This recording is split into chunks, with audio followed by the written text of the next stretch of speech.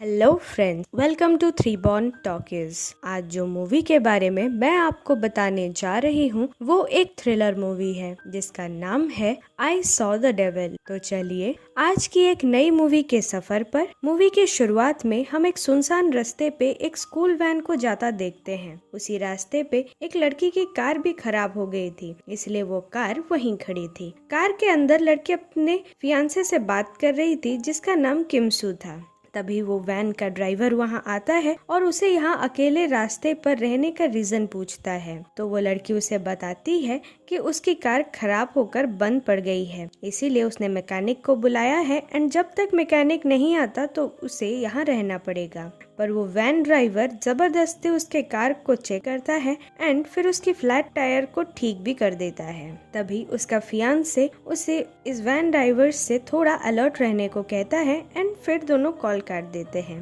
वो van driver car ठीक कर देता है पर अपनी वैन लेकर वहाँ से जाता नहीं। वो वहीं कुछ देर खड़ा रहता है। अब तक वो लड़की भी उसके बिहेवियर से थोड़ा डर चुकी थी। वो अपने कार स्टार्ट ही कर रही होती है कि तभी वो वैन ड्राइवर उस पर अटैक कर देता है। पहले वो उसके कार के सामने के कांच को तोड़ता है एंड फिर अंदर आकर उसी लड़की को बुरी तरीके से इंजोर करके घसीट कर वहाँ से लेकर जाता है। जब वो लड़की थोड़ी कॉन्शियस हो जाती है तो वो अपने को एक सुनसान जगह पे पाती है और वहाँ वो वैन ड्राइवर के साथ थी जो कि उसे थोड़ी ही देर में मारने वाला था। वो उस वैन ड्राइवर को रिक्वेस्ट करती है कि वो प्रेग्नेंट है, इसीलिए वो उसे ना मारे। पर तभी वो वैन ड्राइवर कुछ नहीं सुनता और उसके बॉडी के टुकड़े टुकड़े कर देता है और बाहर लेके फेंक देता है। कुछ दिन बाद जब पुलिस को उस लड़की की बॉडी पार्ट्स मिलने लगती है तो उसके पापा को बुलाते हैं। उसके पापा एक डिटेक्टिव थे, फिर भी उनकी बेटी के साथ ऐसी चीजें हो गई। ये सुनकर उन्हें बहुत ज्यादा ही दुख होता है एंड बहुत बुरा लगता है। किम सू भी वहाँ पहुँच जाता है। वो अपनी फियांसे से बहुत ज्यादा प्यार करता था पर अपना दुख वो किसी को दिखा नहीं पाता। किम सू एक इंटेलिजेंस एजेंट था।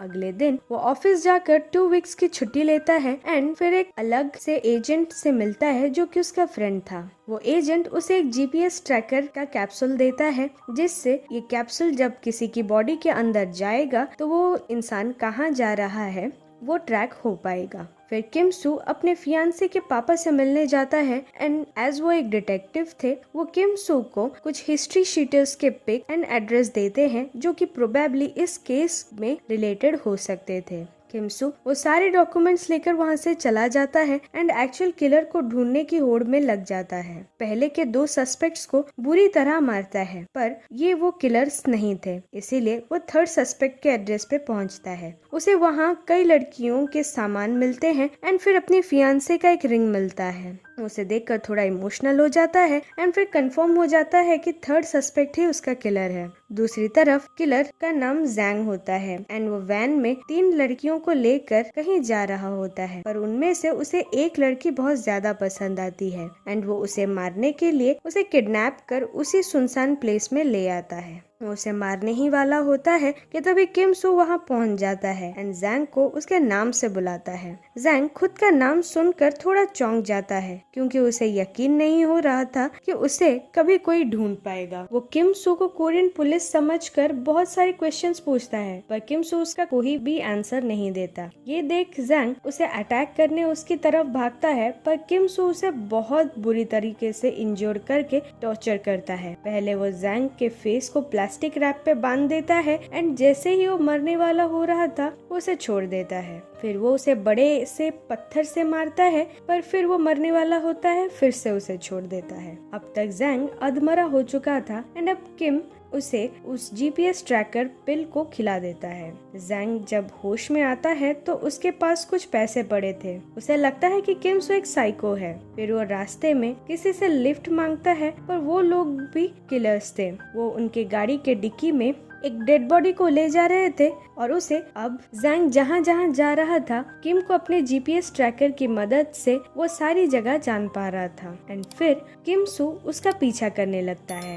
जैंग बहुत बुरी तरह से इंजर्ड था, इसीलिए वो हॉस्पिटल पहुंचता है जहां उसे एक लेडी नर्स दिखती है एंड वो उसे एक रूम में बंद करके बहुत ज्यादा हैरास कर रहा होता है। वो नर्स उसे अपने लाइफ की भीख मांगती है पर वो ऐसा नहीं सुनता। पर तभी वहाँ किम सू पहुंच जाता है एंड फिर से उसे बहुत ज्यादा मारता है जब तक कि वो फिर से से अधमरा नहीं हो जाता। फिर किम उस नर्स को जैंग को बैंडेज लगाने को कहता है।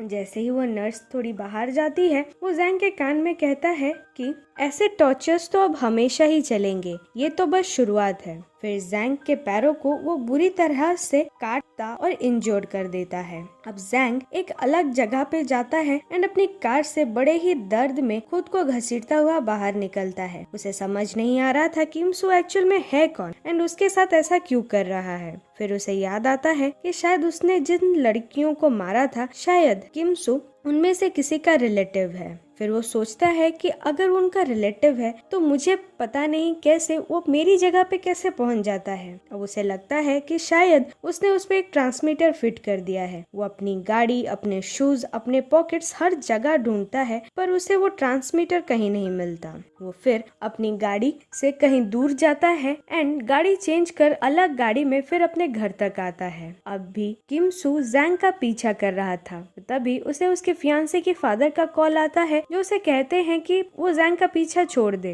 क्योंकि पुलिस अपना काम कर लेगी। पर किम सू कहता है कि वो नहीं चाहता कि पुलिस उसका काम करे। वो जैंग को तड़पा तड़पा कर मारना चाहता था, इसलिए वो उसके फियांसे के पापा की बात नहीं सुनता। जैंग के घर पे उसके कुछ साइको फ्रेंड्स आए हुए थे। जब जैंग उन्हें अपनी आपबीती बताता है तो वो लोग भी यही कहते हैं कि शायद ये कोई उसके प्रीवियस विक्टिम्स के रिलेटेड इंसान है। जैंग अपने बेड पे पड़ा पड़ा सोच ही रहा होता है कि तभी उसे वो रिंग याद आती है एंड वो किस लड़की के लिए इतना मार खा रहा है वो जान लेता है। जैंग ने अपने घर में एक लड़की को बांध कर रखा था। उसके साथ इधर उधर की चीजें करने जब उसका और एक दोस्त जा रहा होता है तो किम सू वहाँ फिर से पहुँच जाता है। जैंग का दोस्त हैरान था कि किम सू बिना आवाज किए यहाँ कैसे पहुँच गया एंड इस एड्रेस का उसे कैसे पता चला। किम उसे कुछ नहीं बताता एंड उसे बहुत मारता है। शोर की वजह से वहाँ जैंग और उसका दूसरा दोस्त आ जाते हैं एंड फिर किम सभी को इतना मारता है कि सभी अधमरे इंजर्ड हो जाते हैं। सुबह जब पुलिस आती है तो सभी को पहले हॉस्पिटल लेकर जाती है। वहाँ किम से मिलने उसका वही एजेंट वाला फ्रेंड आया था एंड वो उसे कहता है कि वो जीपीएस तब तक काम करेगा जब तक जैंग को कॉन्स्टिपेशन या लूज मोशन नहीं हो जाती।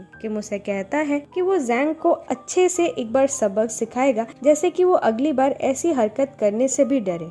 दूसरी तरफ बेड में जैंग ये सब सुन रहा था पर जब किम उसे देखने आता है तो वो अनकॉन्शियस होने का नाटक करता है। फिर किम जैंग को एक अननोन प्लेस में छोड़ देता है जैसे कि वो फिर से कुछ गलती करे एंड वो फिर से आकर उसे मारे। पर जैंग इस बार ऐसा कुछ नहीं करता। वो जीपीएस के थ्रू किम को ओपन चैलेंज करता है कि ये गेम खेलने में अब उसे मजा आएगा। अब वो किम को ये भी बताता है कि मरते वक्त उसकी फियांसे प्रेग्नेंट थी, इसीलिए उसने उसे बहुत रिक्वेस्ट किया कि वो नहीं मारे।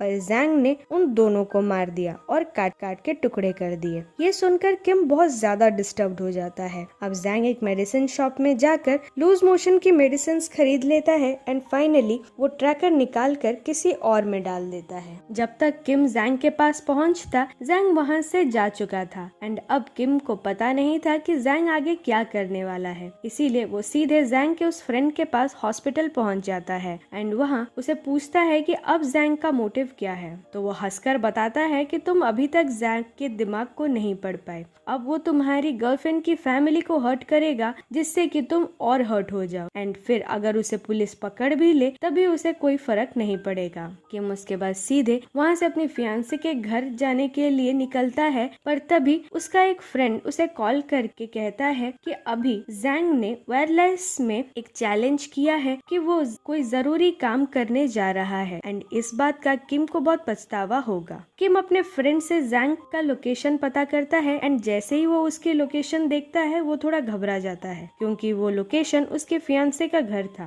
अब किम जल्दी से वहां पहुंचता है पर अब तक जैंग फियांसे की बहन को मार चुका था एंड उसके फियांसे के फादर को बुरी तरह से इंजर्ड कर चुका था और वहां से चला भी जा चुका था। ये देखकर किम को बहुत ज्यादा ही गिल्टी फील होता है। वो विश करता है कि काश वो जैंग को पहले ही मार दिया होता। अब जैंग वापस आकर पुलिस में सरेंडर करने पुलिस को कॉल लगाकर अपनी लोकेशन बताता है एंड वहां पहुंच भी जाता है। क्योंकि वो जानता था कि अगर किम उसे पकड़ लिया तो वो उसे बहुत ज्यादा टॉर्चर करेगा। पर जब जैंग अपनी बताई हुई लोकेशन पर पहुंचता है और पुलिस का वेट कर रहा होता है, तभी पुलिस तो वहां लेट में पहुंचती है, पर किम सू वहां पहले पहुंचकर जैंग को वहां से घसीटता हुआ अपनी कार में लेकर उसी सुनसान घर पे जाता है जहां उसने उसके फियांसे को मारा था। वहीं जैंग को वो बांध देता है और इतना ज्यादा टॉर्चर करता है कि अब जैंग में भी ताकत नहीं होती कि वो कुछ बोल पाए। वो उसे रिक्वेस्ट करता है कि वो उसे मार दे, पर किम उससे अभी भी तड़पाना चाहता था। वो उसे कहता है कि जैसे तुमने दूसरे लोगों को पेन दिया है, वैसे ही आज तुम्हें भी वही पेन होगा। आज वैसे ही तुम मुझसे अपनी जान की भीख मांगोगे। बट यहाँ जैंग उसे कहता है कि उसमें अभी पेन बाकी ही नहीं है। इवन इफ वो उसे मार भी दे तो भी उसे कुछ हासिल नहीं होगा। अब किम यहाँ से चला जाता है एंड एक रोप उसके घर के डोर पे लगाता है एंड दूसरा जैंग के मुंह पे, एंड जैंग जहाँ बंधा था उसके ऊपर एक ब्लेड था जिससे दोनों रस्सी को वो बांध देता है। अब अगर जैंग कुछ बोलेगा तो भी वो ब्लेड उस पे गिर जाएगी, और अगर बाहर से कोई डोर भी ओपन करेगा तब भी वो ब्लेड उस पे गिर जाएगा और वो 2 पीस में कट के मर जाएगा। अब किम वहाँ से चला जाता है एंड जैसे ही वो थोड़ी दूर में था तभी जैंग के घर के पास एक टैक्सी रुकती है। उसमें जैंग की फैमिली थी और वो अंदर आने लगती है। जैंग उन्हें मना नहीं कर पाता कि डोर ना खोले, क्योंकि ऐसे करने से उसका मुंह खुल जाएगा और उस पे ब्लेड गिर जाता। फिर तभी उसके घर वाले डोर खोल देते हैं एंड जैसा कि हमने सोचा था वही ब्लेड उसके सर के ऊपर गिर जाता है, जिससे कि उसके बॉडी के 2 टुकड़े हो जाते हैं। ये सारी आवाजें, जैंग की हेल्पलेसनेस, सारी चीजें किम सुनता है। वो उससे रिवेंज ले चुका था, पर फिर भी थोड़ी दूर जाकर वो अपनी फियांसे को याद करके बहुत ही ज्यादा रोता है और यहीं हमारी मूवी खत्म हो जाती है। सो फ्रेंड्स, अगर ये मूवी आपको पसंद आई तो लाइक और कमेंट करें और ऐसी ही मूवीज आगे देखने के लिए हमारे चैनल को सब्सक्राइब करें। Bye bye.